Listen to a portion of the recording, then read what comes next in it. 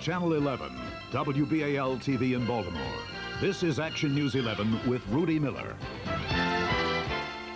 Good evening, everyone. This is Action News at 5:30. After weeks of behind-the-scenes wheeling and dealing, Governor Hughes and key members of the legislature have reached agreement on raising the state's gasoline tax. The compromise could cost Maryland drivers nearly $500 million over the next 5 years. Our state capitol reporter Meredith Buell has the story from Annapolis. Beginning this summer, you may have to dig deeper to pay at the pump if a compromise gasoline tax proposal is approved by the General Assembly. The legislation, hammered out by Governor Hughes and leaders of the House and Senate, would increase Maryland's 9-cent-a-gallon gas tax by 2 cents this June and increase it by another 2 to 3 cents next year. So over the next 2 years, the tax would increase about a nickel a gallon, costing motorists about $450 million in the next 5 years. The compromise was revealed during a briefing for the Senate Budget and Taxation Committee. The committee's chairman concedes the package faces a tough fight since this is an election year. Certainly makes it sort of an uphill battle. In order to make the tax increase politically acceptable, the governor agreed that the bulk of the money will be spent maintaining existing roads and highways. As part of the compromise, Baltimore legislators agreed to a fare box policy, requiring bus riders to pay at least half of the operating cost of the city's bus system. In trade, an $8 million project to expand the Port of Baltimore is included in the proposal. House Speaker and Baltimore Delegate Ben Cardin thinks legislators will be able to sell the package to the public. They never like a tax increase. I don't like a tax increase. You don't like a tax increase. But when the choice is to have a transportation system that the people of Maryland really need, or to oppose taxes, I think the legislators and I think also the public will accept this modest increase. The compromise unveiled today is extremely delicate, and even minor changes in the agreement could kill the proposal. Still, the compromise does set the stage for the first vote on the gasoline tax next Monday afternoon. Meredith Buell, Action News 11, Annapolis. While you may be paying more tax on the gas you buy in the future, you can take some comfort in paying less for the gas you buy now. The latest survey by AAA shows the sharpest drop in gas prices in the past 11 months. The biggest drop was for self-serve no lead, down 5 cents a gallon. The second biggest drop, self-service regular, about 3.5 cents a gallon. The average cost for self-service gas was $1.19. For regular, about $1.25 for no lead and $1.35 for super. Full service averaged 14 cents more a gallon. Compared to a year ago, gas prices are down over 8.5 cents a gallon. This was the last day of work for nearly 80 state workers whose job it is to help find others' jobs. They work for a program called WIN, which is designed to take people off the welfare rolls and onto someone else's payroll. This WIN office in the city is losing almost a dozen of its workers. This would mean that we will not be able to service as many AFDC recipients. We will have to cream our caseloads and just service those people who are most job ready. These layoffs are yet another result of federal budget cuts, and in addition to cutting the number of employees, state officials say the program itself must be phased out. While the WIN program was announcing layoffs, the head of one of the largest unions of municipal employees launched a blistering attack against the president's economic policies. The event was billed as a leadership conference, but it might well have been dubbed a dig-in-your-heels rally. Gerald McEntee, head of the 1 million-member American Federation of State, County, and Municipal Employees, characterized the president's incumbency as the worst in U.S. history, mainly because of his economic policies. When Ronald Reagan took office, he took over an economy, and make no mistake about it, that was recovering, that was starting to recover from the 1980 recession. And within 13 months, the president of this country managed to convert that recovery into the worst downturn since the Great Depression. Even the most incompetent, even the most corrupt administration in this nation's history could not have produced in this short time the economic mess that we're now in. McEntee cited high unemployment levels, rising interest rates, federal budget cuts, the deficit, and what he called inequitable tax cuts as proof of the administration's failure to begin solving the nation's economic problems. McEntee says President Reagan is trying to focus attention away from his budget and budget cuts onto his so-called new federalism. But he warns Reaganomics has escalated from cosmetic surgery into amputation. At Martin's Champagne Room, Jeff Otis, Action News 11. In response to the charges levied by McEntee, Republican State Chairman Alan Levy said, quote, "Unemployment has gone up, that is true, but that was expected as part of the recovery progress. I don't think it's right to condemn a program that's been in effect only a few months," unquote. Levy added that those who complain the loudest about the president's program are those that don't have an alternative and want to continue doing things the old way. Norm is next with the wintry weather word, and a Timonium car dealership showroom had one more car than it had bargained for this morning. An explanation next on Action News at 5:30. What is the state of the Chevrolet business, and what do you, Jerry, intend to do about it? Old Man Winter's a tough competitor. Our business is flat as a pancake, but we're aggressively charging the market, and we'll do anything to make a sale. It's a buyer's market at Jerry Chevrolet. The customer's king and can just about write his own ticket. We've got hundreds and hundreds of new cars and trucks, and we're selling them cheap. Something's better than nothing. The plain and simple fact is business is slow, and we'll do whatever it takes to make a deal. Thank you, Mr. President. The lady is from Virginia. But I love New York. I love New York. New York is all lit up for your vacation. Come and have a dazzling time. Call toll-free 800-323-1717 for package tours and information. I love New York. It makes my heart beat faster.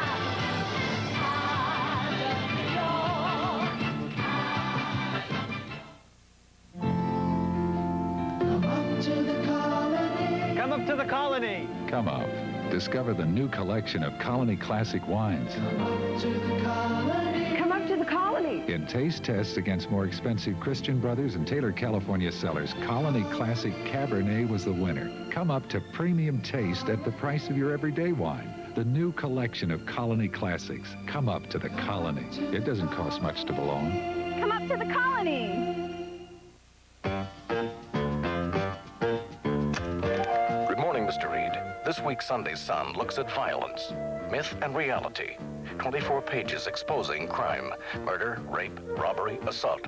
Your mission, tell people to get this week's Sunday Sun insert, not to scare them, but to inform, not to create panic, but to help people cope. Good luck, Mark.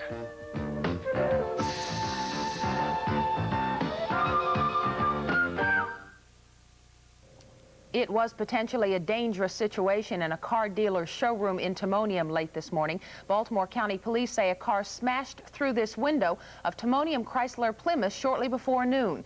The driver told investigators she didn't know what happened. Police think the car was in drive when the driver thought it was in park or reverse. The driver stepped on the gas, sending the car smashing through a window. A sales manager sitting by the window was injured, but was treated and released from Greater Baltimore Medical Center.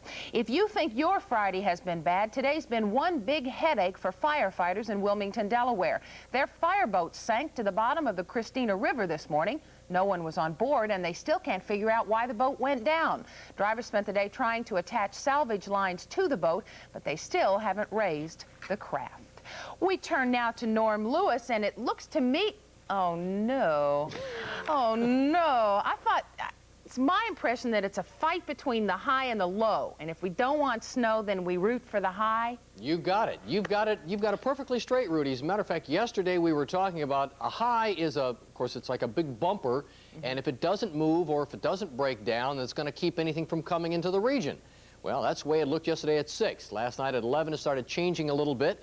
And if you happen to be listening to Bob Jones and me this morning on WBAL Radio, find out that the high is breaking down and the low is winning out. Come on, high. Come on, high. Here's the satellite picture. Let's talk about it. As you can see over the Maryland and Delaware area right now, a few little light clouds, nothing of any real significance. This is an infrared enhanced satellite picture. That's the reason it looks like it's very cloudy out there, but we're actually taking a picture of temperature. And the tops of the clouds, of course, are much cooler than the ground is. As we take a look to the west, however, look at the spiraling bands as this low comes charging across the southern section of the United States. Right now, as we speak, in Music City, Nashville, Tennessee, they've almost got a blizzard going out there right now. Not supposed to be doing that, but it is. The low is moving towards the east. A huge area of high pressure over the top of us is starting to weaken. It is going to let the low come up the coast, which is going to provide us with some snow. This morning it looked like most of it would have been from about the D.C. area south. However, the high is weakening more rapidly, moving off to the east, so that low will climb the coast. Consequently, we will be seeing some snow the way it looks right now within the next 24 to 36 hours. We've got a local regional map that we want to show you as to what we think is going to be happening. There's the storm track right there. There's Maryland and Delaware. This area is snow. That area is rain, as you can see right there, and that's going to be happening by tomorrow night. Now, as the low comes up, it will start spreading precipitation into the Maryland area. It'll start out as rain, then as the temperature starts falling during the evening and late tomorrow night, it'll gradually change over to snow, and it should linger into Sunday. Unfortunately, I wish I could change it for you, but that's the way it's looking. Here's the forecast for tonight. What we're calling for is a mostly clear sky tonight. Things should be, oh, that's a pretty little country scene there. Mostly clear tonight, the overnight low about 22 degrees. Now tomorrow, I'm going to fill the screen with words here. Increasing clouds throughout the day. Showers will move in the afternoon because the temperature is going to be up at 43 degrees, but turning to snow tomorrow night. And right now, Rudy, I'd have to say that we're going to be getting probably several inches of accumulation. There's no way to tell exactly. The storm's still too far away. You didn't have to but I'd say have that, to say no. several inches. I'll just fade out of the picture. Any chance? Wait, no, wait. Come back. Sorry. Any chance that it'll get stuck like they Sure, there's always a sometimes chance do? with weather that it could get stuck or veered away, but right now it doesn't look like it. Of course, the closer it gets, the better handle we'll have, and have a better handle tonight at 11 o'clock, and I know you'll be watching, won't you? Oh, absolutely. We'll see you then. Never miss you. Thanks a lot, Norm. Help may soon be on the way for some of Maryland's jobless. $148,000 is now available to help retrain workers laid off because of high foreign trade. In a related matter, more than $5 million federal dollars are on their way to help Maryland's jobless. The success of the state lottery game is just one of the other stories making news today. Stan Stovall joins us now from the newsroom with details on that and other stories. Stan. Rudy, state lottery officials say the new tic-tac-toe instant winner lottery game is winning quick acceptance. During the first 3 weeks of the game's debut, lottery officials say 8 million of the game's 25 million tickets have been sold. The Baltimore County School Board last night approved a spending package of $298 million, which is an increase of almost 10% from the previous year. Now, Baltimore County Executive Donald Hutchinson says he'll take a close look at that school budget over the next couple of weeks and says there's just no way he'll approve it in its present form. Coming up on the 6 o'clock report, Linda Mann will have details on jury deliberations in Baltimore County for Derek White, who could be sentenced to die in the Maryland gas chamber for the murder of Victor First. Now, city prosecutors say they will seek the death penalty against Quentin Ellison, the man they think killed Keith B., the assistant manager of a local Kmart store last October. We'll have details. Plus, a report from Ron Leverton on a county police experiment to show that the state's legal level of intoxication should be lowered. Those are the stories coming up on the 6 o'clock report. Rudy? Thank you, Stan. 234 cases of drugs and drug paraphernalia valued at $90,000 went up in flames this morning in Anne Arundel County. Police there burned the marijuana, hashish, cocaine, PCP, and other drugs at the County Fire Training Center in Millersville. The drugs were a small portion of those seized in the county during the past 2 years.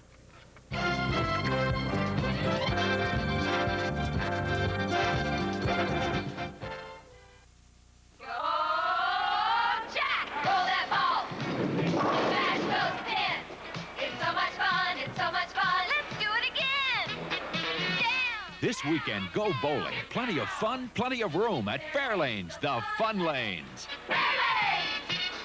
It's your turn now for Fairlanes fun. So bring it on in. Let's show 'em how it's done. This weekend, bowl Fairlanes. Fairlanes, the Fun Lane. York Steakhouse. Now there's something special at York. It's their baked filet of fish almondine dinner for just $3.99. Tender baked fish with lemon butter sauce, sprinkled with toasted almonds, and served with all the extras. What a great dinner special, all for $3.99. And after shopping the specials, it's nice to sit down to one. It's just nice to sit down. York steakhouse, good steak, and a whole lot more. Move over, BMW. Here's luxury and performance from the makers of... Looks like a BMW, performs almost like a BMW. For those car companies currently attempting to catch up with BMW, some disturbing news. The BMW 528e, an inspired paradox of high performance and high efficiency, and one of the most technologically advanced BMWs ever built. The 528e, the forerunner of imitations to come.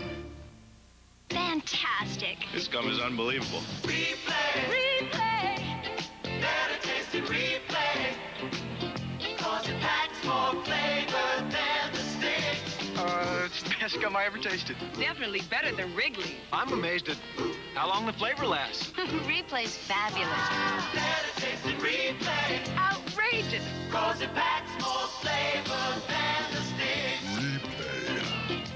You gotta try this gum.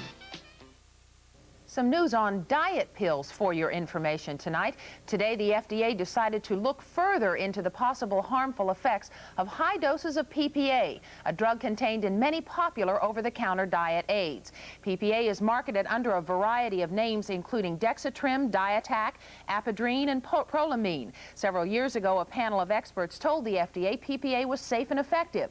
But independent researchers have found that slightly higher than recommended doses can cause high blood pressure, nervousness, and anxiety.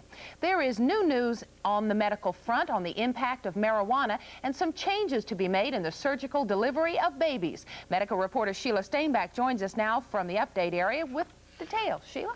Rudy, a group of scientists are concerned about the widespread use of marijuana, but they believe there's no evidence that links it to any long-term effects on humans.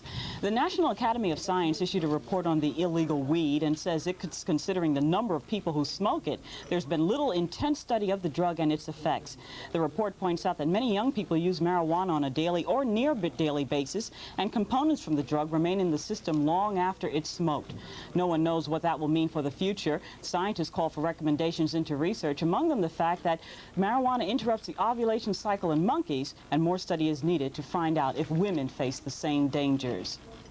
More and more women these days would prefer to deliver their babies in as natural a setting as possible, but that's not always the case if one child is delivered surgically through a cesarean section. The accepted medical practice, once a cesarean, always a cesarean. But that's going to change. The American College of Obstetricians and Gynecologists is advising its members of a special set of guidelines for selecting women who do not need repeat cesareans. Dr. William Schloff of Sinai Hospital says conditions must be right for these women before doctors make the attempt. I think that there's no question that the health consumer as well as the physicians themselves are interested in keeping down costs, both social and medical as well as economic. The rising incidence of cesarean section has prompted all of us to take a very careful look at our ideas, our notions about the way patients should be taken care of, and to ask questions as to whether we can take care of patients at least as safely in any other way. Now, a previous C-section done with a vertical incision, a baby not arriving head first and is weighing more than 8.8 pounds, these are all conditions for a repeat C-section. Also, any medical reason that would require a surgical delivery, of course, would still hold. And these are some of the considerations that doctors will be taking into effect, Rudy, in the next few months. All right, thanks very much, Sheila. March the 15th, it will be official. Maryland National Bank will move its credit card operations to Delaware. And along with that move will come an $18 yearly fee for the use of the bank's MasterCard. Maryland National's 350,000 customers who choose to continue using the MasterCard will also pay 18.9% interest. That is slightly higher than the present interest on outstanding balances. Up next, Vince Bagley with the sports news of this Friday, and Jane Miller concludes her special Assignment 11 report, Hunger in Maryland. She will be telling us how one man turned to crime to feed his family. That's next on Action News at 5:30. They attacked his family without warning. His son mortally wounded, the women unprotected. The old warrior called on the Great Spirit to help him teach his grandsons the wisdom of warriors. Alone, they fought the enemy to save their family from certain death. Then he faced the final challenge, The Windwalker, starring Trevor Howard. Windwalker, rated PG, one of the year's 10 best films, now showing at a theater near you. Look for this ad. It's better than any Washington's birthday sale. This fleet order of Datsun 210s was canceled upon arrival in New England. To avoid overloading the New England market, Nissan rerouted a large number of these cars here to the Legum Nissan Datsun direct import outlet, where they will now be sold to fleet buyers, dealers, and you for unheard of fleet prices. Millions of dollars in discounts are now being given on the entire shipment. Better than any Washington's birthday sale. New cars at fleet prices, now at the Legum Nissan Datsun direct import outlet, 7900 Eastern Avenue. This Saturday is your chance to save money on quality carpet at Bill's Carpet Warehouse. Yes, this Saturday at Bill's, save 1/2 on broadloom remnants. On sale for $20 and $40. Huge 12x15s are only $66. Quality broadloom is priced as low as $3.88 a square yard. Remember, Saturday means special savings at Bill's. If you need carpet and don't see Bill's Saturday, you are making a big mistake. Here we are, Earl. Let's eat. Let's play. This is the $20 million McDonald's quality game. Oh, Earl, there's nothing like it. Nothing like a Big Mac. 100% all-American beef. Complete that beef section and win $500,000. There's instant winners, too. Coca-Cola and thousands in cash. I want a Big Mac. Darn, that's what I'd like to win. There are over 50 million prizes available. At McDonald's. An empty coastal tanker exploded and sank in New York's East River this morning. One crew member was killed and 3 others were injured. Fire marshals say the vessel was engulfed in flames almost immediately. It had just emptied a load of gasoline. The jury is now deliberating the fate of Wayne Williams. The prosecution and defense delivered final arguments late this afternoon. In closing argument, the prosecution called the defendant a mad dog killer, and the defense told the jury Williams was just an innocent victim of circumstance. Hijackers have seized a Tanzanian jetliner with over 100 people on board. The terrorists forced the plane to land in Nairobi, Kenya, then demanded the plane be refueled for a flight to Saudi Arabia. And Budget Director David Stockman told reporters today that he has no intention of resigning. And the White House again expressed its support of Stockman, despite rumors that he has become ineffective. And Vince Bagley joins us now with the sport. This is a must-win for the Skipjacks tonight. Absolutely. They had an opportunity, you know, Rudy, the other day. They won the hockey game up in Utica, right? And it gave them the advantage in a 7-game series. See, if you're the team that has only 3 home games, if you win one on the road, it really gives you a big advantage. But then you have to maintain that advantage by winning all your home games, which they didn't do, see? So they let it get away. And then, of course, the other night, last night, they were beaten 7-5. So they know exactly what they have to do in the battle of the night. First of all, to keep the season going, they have to survive another physical onslaught from the Mohawk Stars, and then they have to win the game. Now, this is some action from the game the other night here.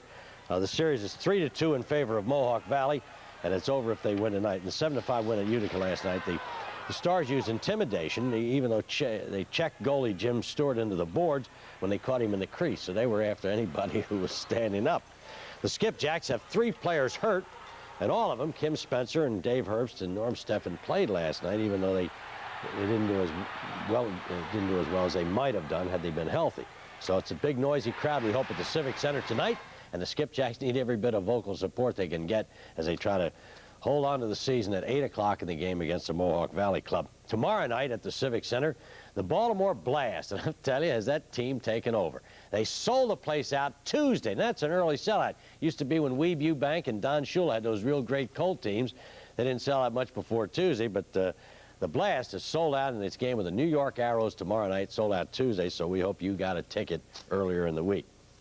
This afternoon we had some fun. John Murdoch is just a wonderful man. He's a gentleman. He's a fellow who does a lot for people.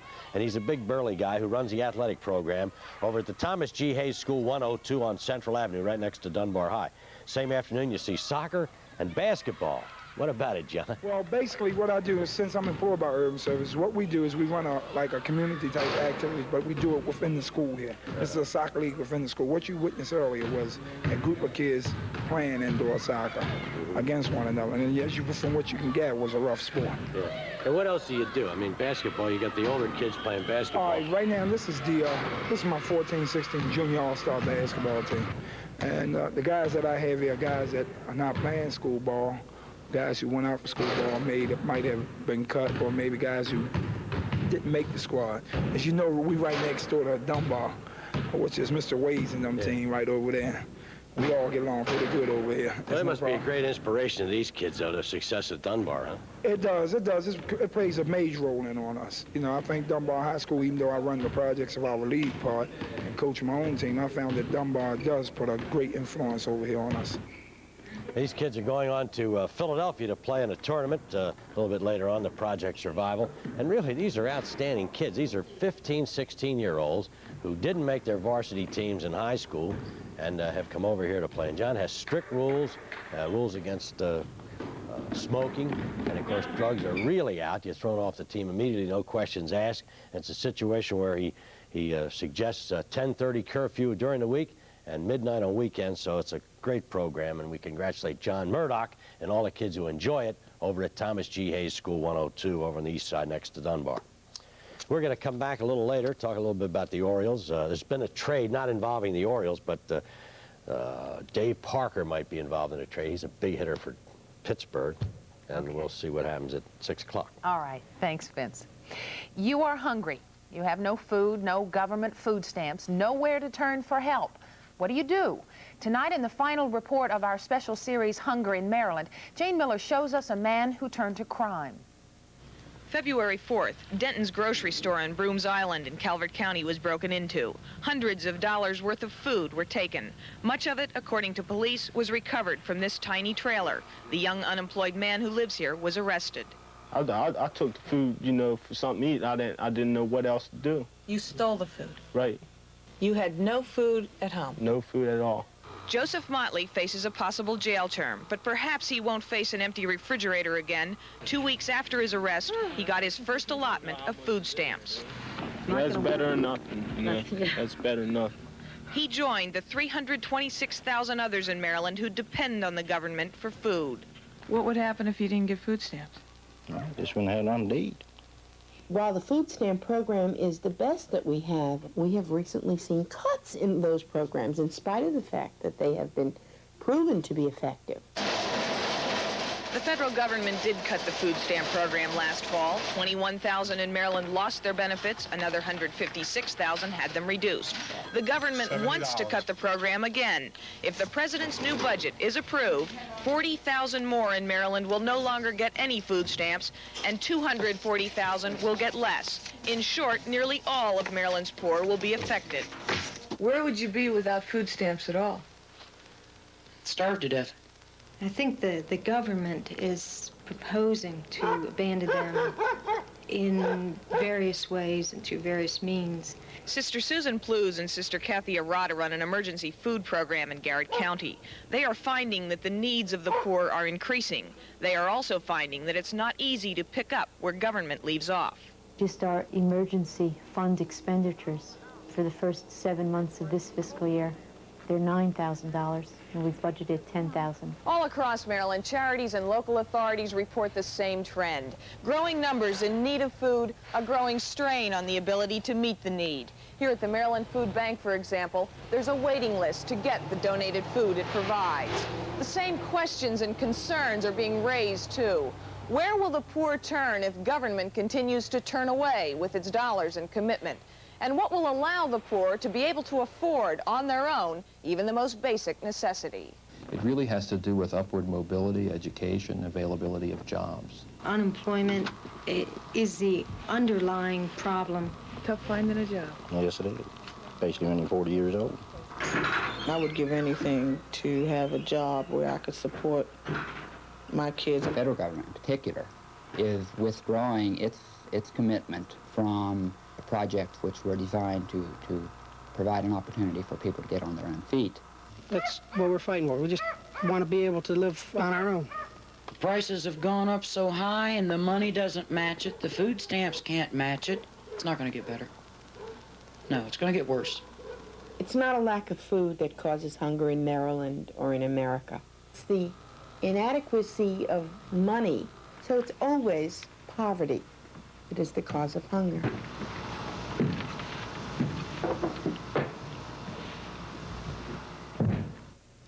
all of this week, a number of our viewers have called to find out what they can do to help the state's needy. If you would like to help, contact the Maryland Food Committee at 837-5667. Once again, that is 837-5667. And that is Action News at 5:30 for this week. Mike and Stan join me now for more of the day's news. I'm Rudy Miller.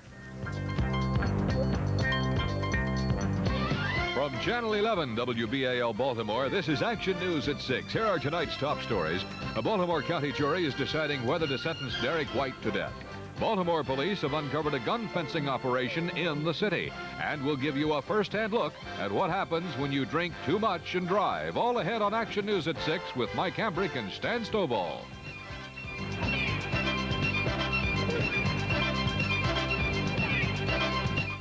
Good evening, everybody. I'm Stan Stovall. Here's what's happening at 6 o'clock. A jury in Towson is trying to decide whether to sentence Derek White to death for the murder of Victor First last August. Reporter Linda Mann is standing by in Towson with a live report. Linda? Stan, the question is no longer whether Derek White is guilty or not. The jury decided just 2 days ago that he is guilty of first-degree murder. Decide if he should receive the death penalty or life imprisonment. It was White's attorney who asked that the jury handle sentencing in the case.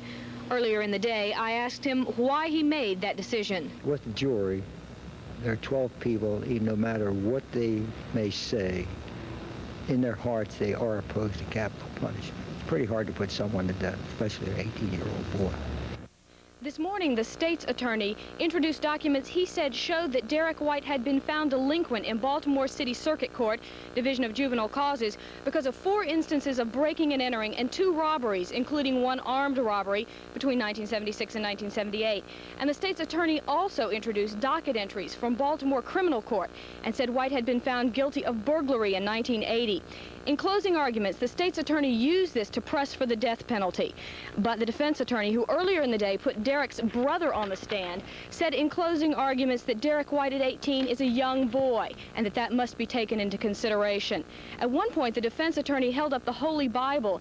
He told the jury that it is God's commandment, thou shalt not kill, and he urged them not to impose the death penalty for Derek White. So the jury, composed of 6 men and 6 women, is now deliberating. The courtroom has been packed during proceedings, and there's still many people waiting around to see what happens.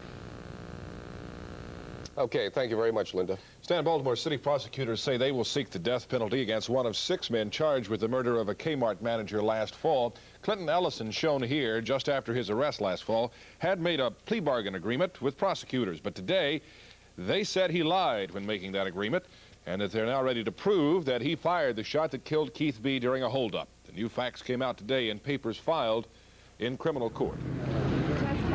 The papers, again, that you heard us in court file clearly stated our position, and I'd rather not go into it outside of the courtroom. The position is that Clinton Ellison was the trigger man.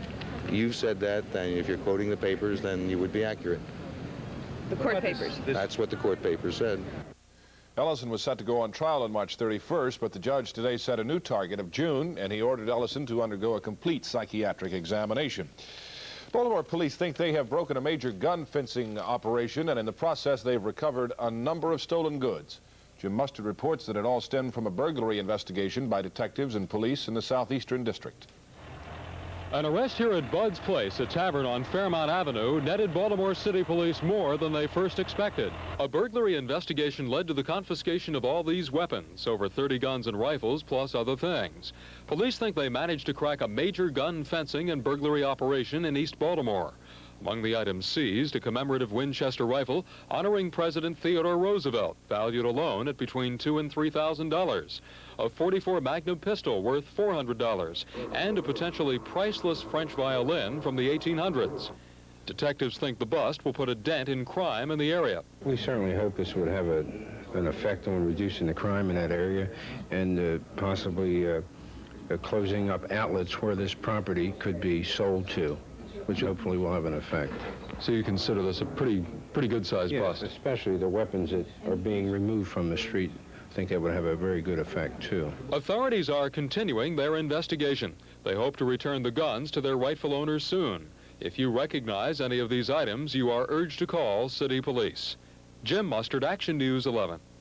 In Atlanta, a jury is in its second hour of deliberations in the case of Wayne Williams, the man accused of killing 2 young blacks. In closing arguments today, prosecutors called Williams a mad dog killer.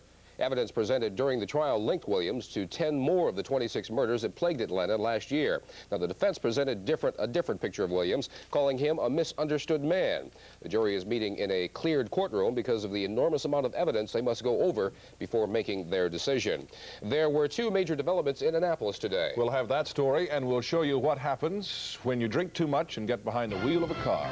Stay with us.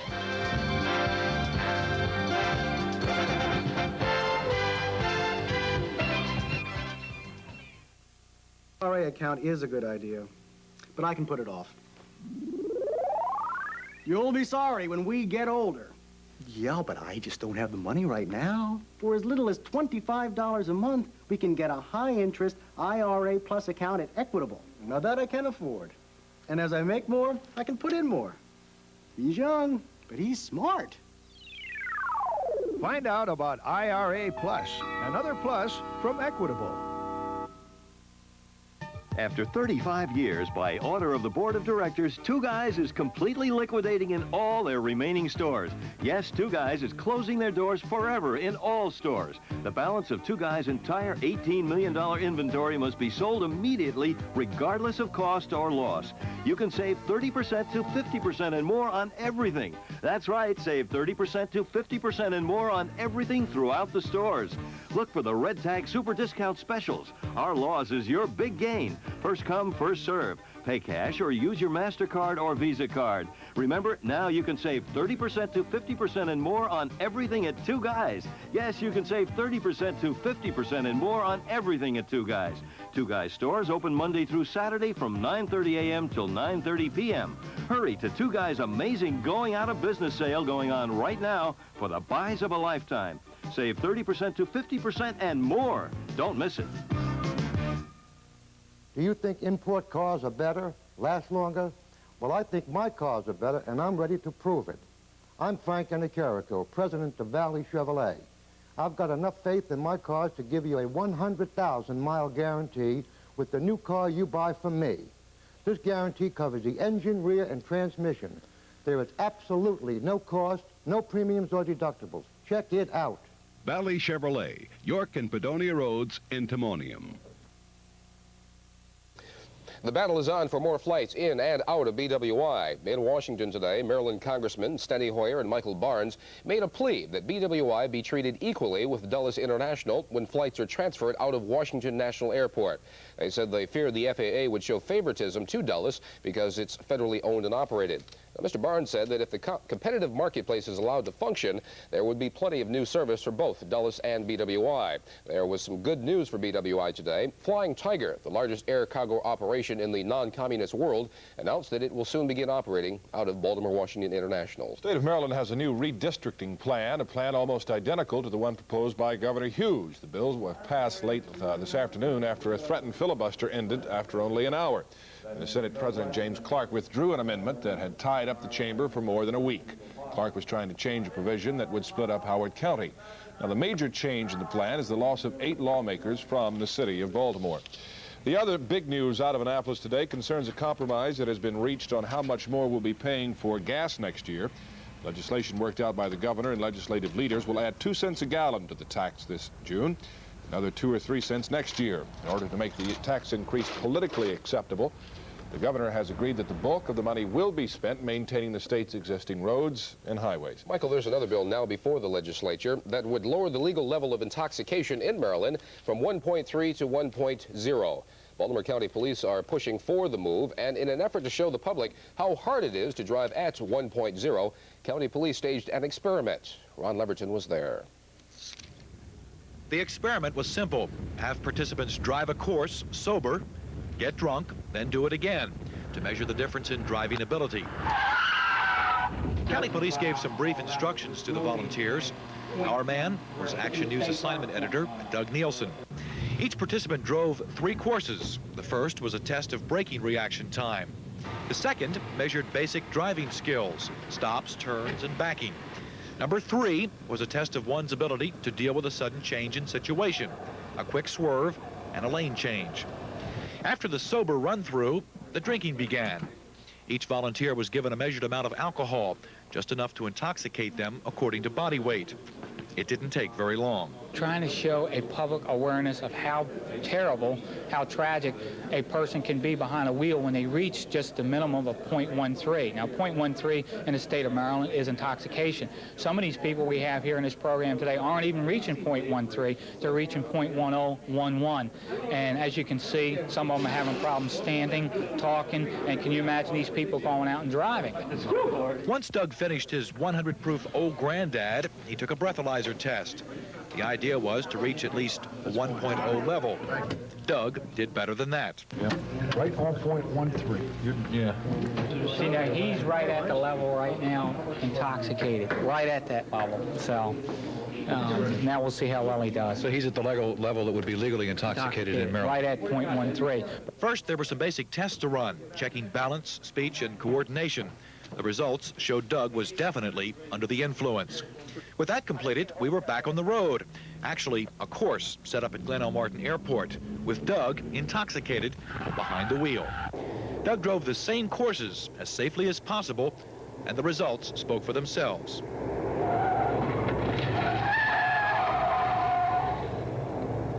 I wanted to do better. I wanted to see that, I could drive drunk.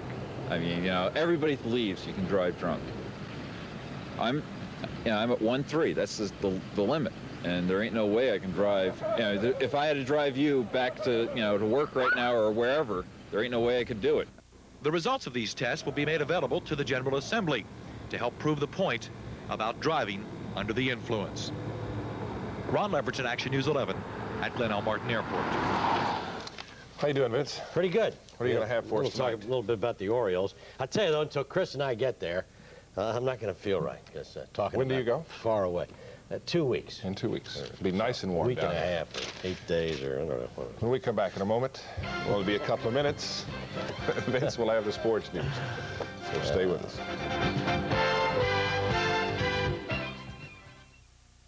The 17th Annual Recreational Vehicle and Outdoor Sports Show runs today, Saturday, and Sunday, February 26th through 28th at the spacious Cow Palace, Timonium State Fairgrounds. Today, the average price of a GM car is $11,255. With the same money, you can buy 2 quality Datsun 210s at only $47.99 each and drive them from New York to Los Angeles and back once, twice, 3 times. And you'd still have enough money left over to buy the only set of wheels more economical than a Datsun. Datsun 210 at $47.99. Price so that you own them, they don't own you. See the 210 at your all-American Datsun dealers. At Giant, we take extra steps to assure quality and value in the products we sell. Here in Giant's Sensory Evaluation Center, many products are tested for appearance, flavor, texture, and aroma. And Giant products are carefully screened and continually evaluated. Why do we do all this? Because when it comes to assuring value in the products we sell, we care. Quality you can count on, value you can trust from the people who care. Looks like a long, cold winter, with home mortgages still out of sight and interest rates remaining incredibly high. Well, Pollock Blum's Furniture Stores have some heartwarming news for you. This week, we're lowering the interest rate to 0. That's right. You can buy all the furnishings you need for a warm and comfortable home and take a full year to pay with no finance charge. No finance charge. This week only at Pollock Blum's, Maryland's leading furniture retailer.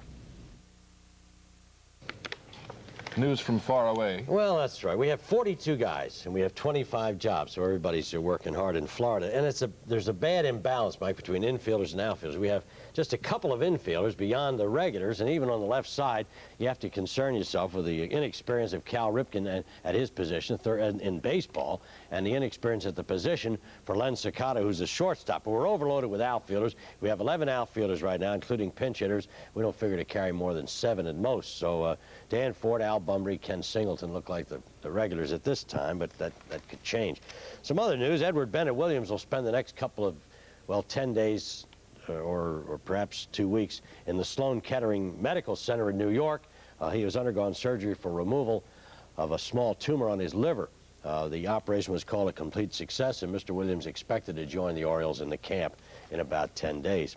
George Bamberger has come back as manager of the New York Mets. People wondered whether he would come back, but he's feeling good again, wants to go, and they have new uniforms, and they have one of the best new players any team could hope for, George Foster.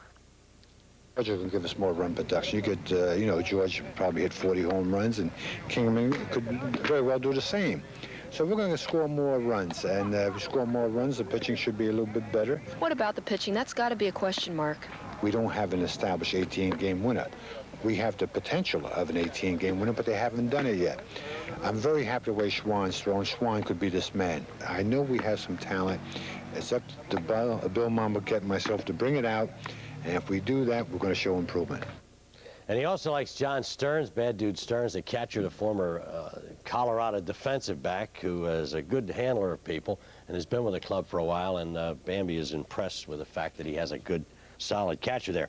It could be a pretty good baseball trade. Dave Parker and Al Oliver could be the principals involved. The Texas Rangers and Pittsburgh. Parker's been a sort of a pain in the neck over there since he got the big contract, and it looks like he wants to get out, and he says the fans boo him and all that kind of stuff. So maybe they can make an arrangement to get him over to Texas and bring Al Oliver back. They probably miss Al Oliver, who was a great player for Pittsburgh, but overshadowed by other big-name stars, and all he did was hit wherever he's been. So that could be a trade that could develop in the next little while. Dallas Cowboys, and this is a story just in, have hired two former head coaches, Neil Armstrong and Dick Nolan, for jobs on their team. Neil is going to be in charge of quality control, whatever that means. I want to tell you what that does mean in the case of football. You know what it means if you're running a plant. Everything that comes out, the quality control man, sort of the last word. But that would never be the way as long as Tom Landry's there with football. It's a complex role, according to Landry. Everything with Dallas is complex. Everything's on a computer.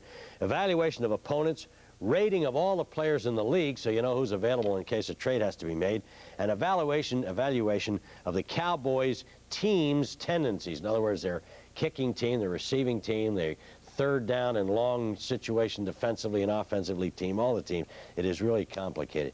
Dick Nolan will be the receivers coach. He was a former great player at Maryland and the New York Giants. He's been head coach of a couple of clubs, most recently New Orleans, and he'll be the receivers coach. He'll work with the offensive coordinator, John Makovic, who is coordinating the passing game. I think he's in charge of the offensive passing game. I think they have another guy for the offensive running game. Then there's an overall offensive coordinator. Oh, my.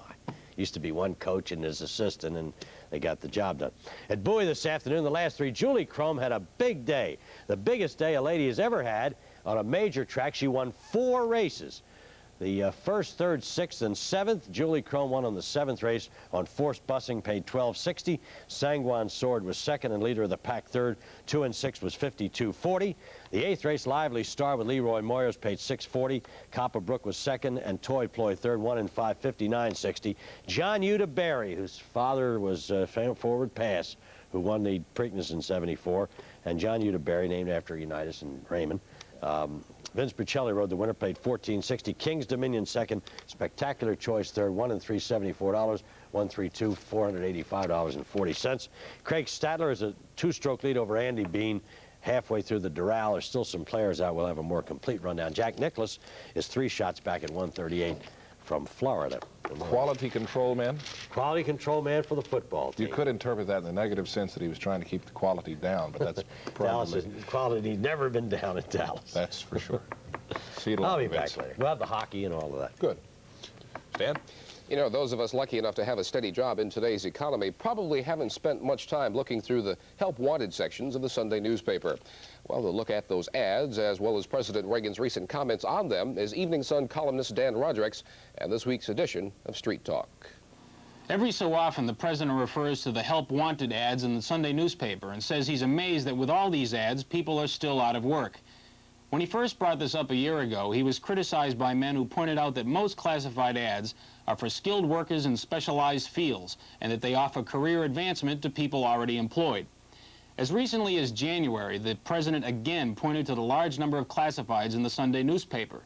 Always implied in this statement is the view that there's plenty of work around, but not enough people willing to take a job. Well, just to see if the situation has changed any, I ran through the classified ads section of last Sunday's Sun. Printed across 22 pages of agate were 1,801 job opportunities. Of those, only 312, or less than 20%, required no skill or experience. If you were a nurse, or an accountant, or a computer programmer, you may have had luck finding a job. But if you had no skill, or if you had a skill for which there was no present market, you probably only found a few openings, such as barmaid, or domestic, or telephone receptionist. There were a couple of chances to be test subjects in lab research. You could be a clerk in an adult bookstore. Even some jobs that probably had more liberal hiring guidelines just a few years ago now required skills or experience. There was one ad for a service station attendant with 2 years' experience. A mailroom clerk opening said experience was a must, and even a pizza maker's opening required that the applicant have experience working with fresh dough. If the president wants to use the help wanted ads as an example of a bright side to the economic picture, that's fine, but it's certainly no indication that America's unemployed are not interested in a day's work. Indeed, just the opposite is true for the majority. Recently, the Detroit Free Press offered to print free of charge situation wanted ads for unemployed people looking for jobs. The response, according to columnist Bob Green, was overwhelming. Some 4,900 people called the paper to place an ad asking for work. Maybe that's something the president would like to mention in his next press conference.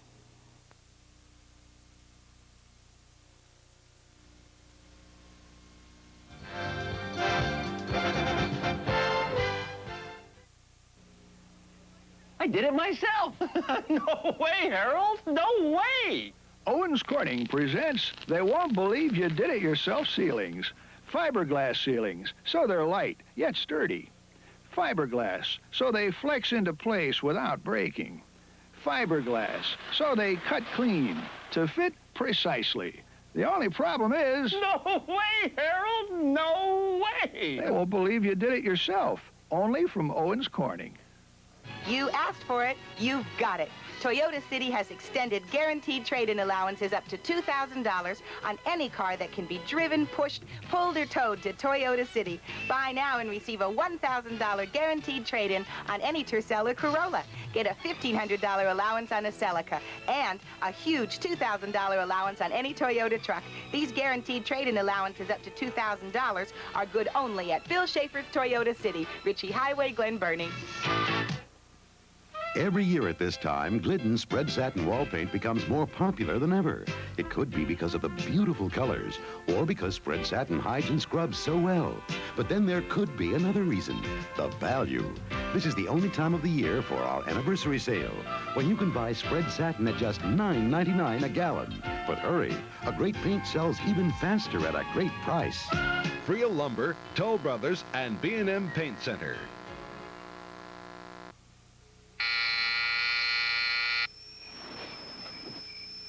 A stockbroker with a winning attitude, a beige broker, wants to know everything that's happening, and he wants to know it first. He understands that today's investments don't respect time zones. Morning, Bill. How did we open in London today? The winning attitude at beige. Put it to work for you.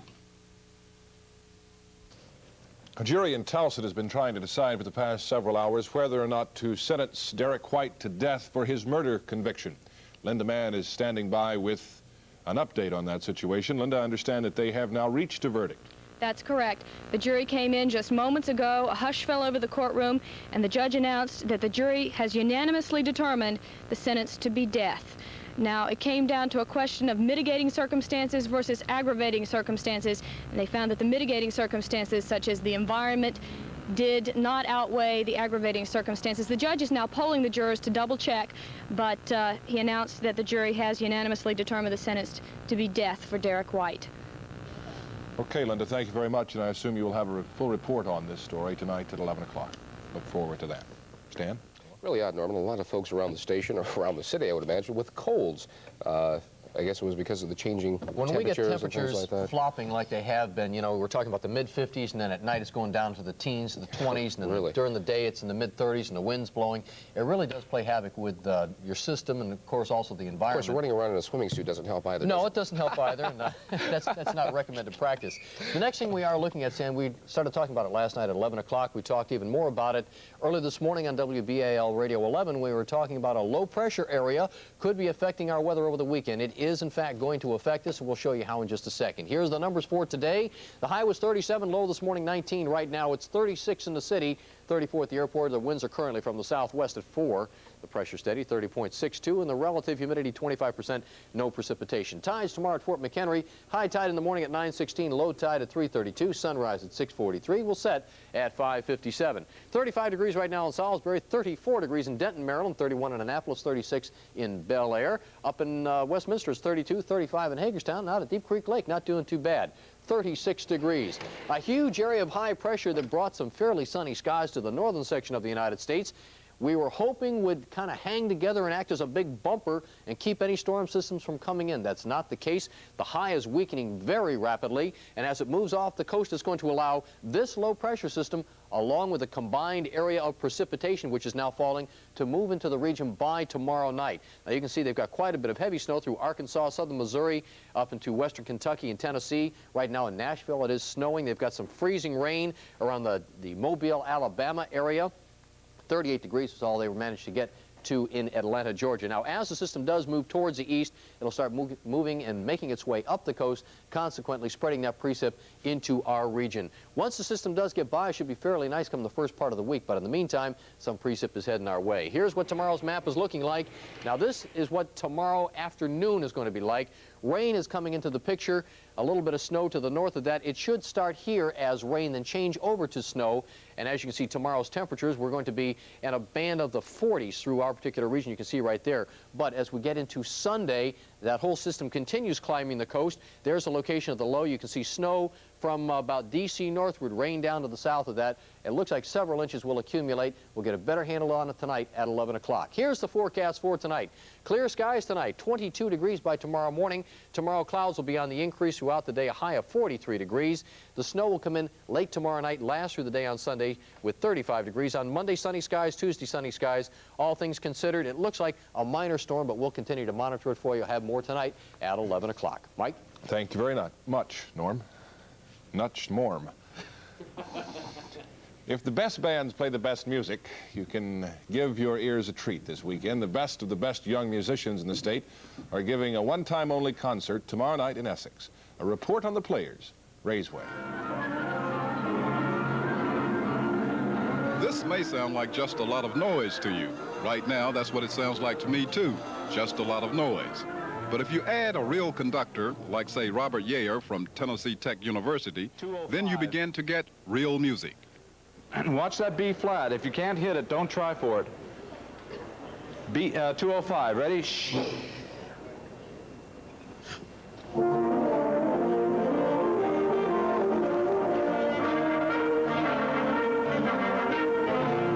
In this case, the people who turn the noise into music are the finest young musicians in the state. This is the All-State Senior Band.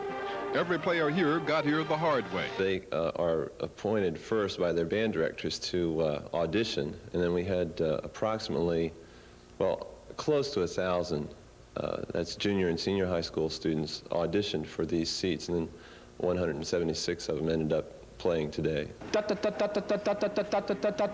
We'll stay together, but very much nicer that way. 252. Everybody, ready?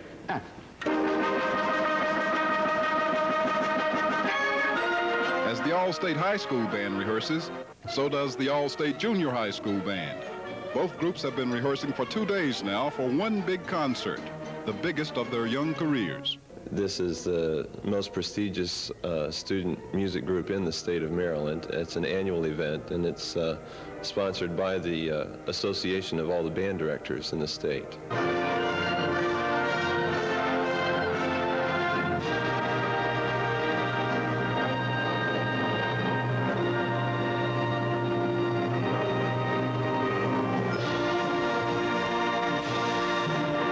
Best in the state, together for one concert only, and you can hear them Saturday night at Chesapeake High School in Essex. They may even throw in a little Earth, Wind, and Fire. Ray Bennett, Action News. Okay, I'd like to break into 4. Bum, bum, bum, bum. Sounds good. They really do. Thanks for having us in for news tonight. We're all going to be back here tonight at 11 o'clock, so join us then. Have a good evening.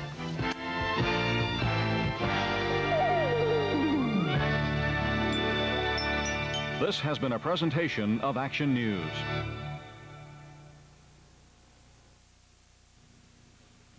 Don't have nightmares about who's fixing your transmission. Bring your car to the transmission specialist, AMCO.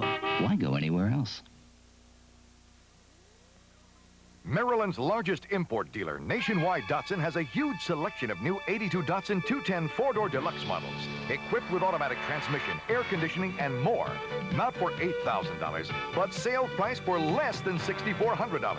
If you want a new 82 Datsun pickup, you don't have to pay $7,000